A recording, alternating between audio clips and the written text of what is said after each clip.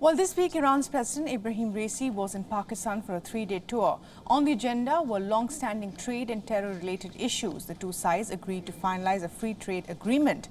But the elephant in the room was the Iran-Pakistan gas pipeline that has been stuck for over a decade under heavy sanctions from the US. And the latest visit has once again sparked warnings from America.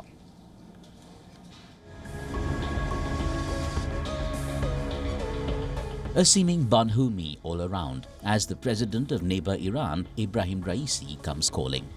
Age-old bonds of religion and culture come into focus, an effort to return to old sanity along what used to be a border of peace.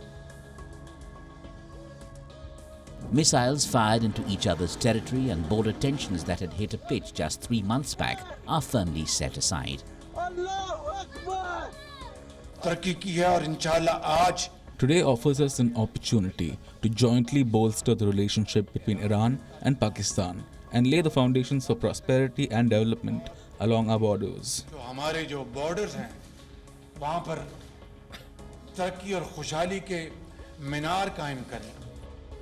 The two sides signed 8 MOUs covering security matters, enhanced trade ties, creation of special economic zones, judicial support, cooperation in veterinary and animal health, and more. The tit-for-tat strikes between Iran and Pakistan in January this year were the outcome of the highest-profile cross-border intrusions in recent years. And they raised alarm over a wider instability in West Asia since the Israel-Hamas war erupted on the 7th of October.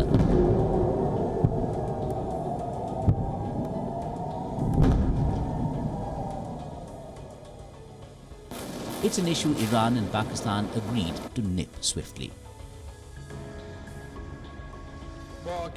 There are a number of common positions and stands between the two countries when it comes, for instance, to combating terrorism. Both countries are determined to fight against terrorism, to fight against organized crime, to fight against narcotics, and to fight against different forms and manifestations of insecurity, which endanger our two countries and at the same time the region. But there can be no missing the divide that persists.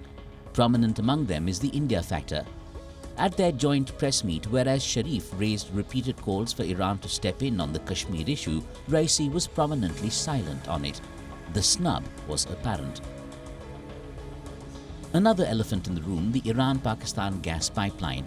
Construction hasn't even started on the Pakistan side.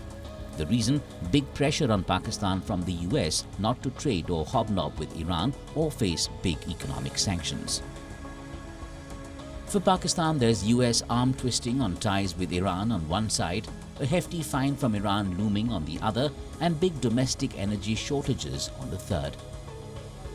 President Raisi moved from Pakistan to Sri Lanka, the first visit by an Iranian president to the island nation in 16 years.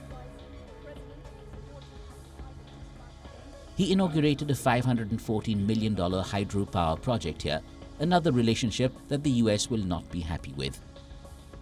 What it boils down to is this: the US is keeping close watch on Iran's actions in South Asia, and every ally is on the hot seat. Pakistan walks a difficult tightrope.